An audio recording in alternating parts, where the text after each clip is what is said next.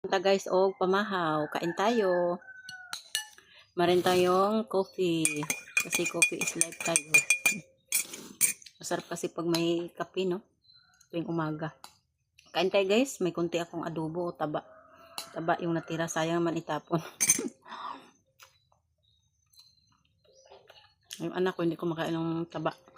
So yung laman, yun binigay ko sa kanya, yung taba yung natira sa akin.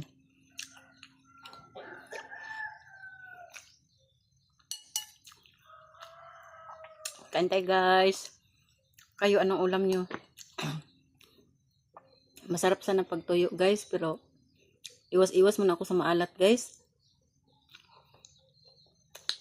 Ito naman, iwas sa maalat, pero ang matabang pagkain naman yung kinain ko naman. Kunti lang naman. Papawis tayo pagkatapos para tanggal yung mga bad cholesterol.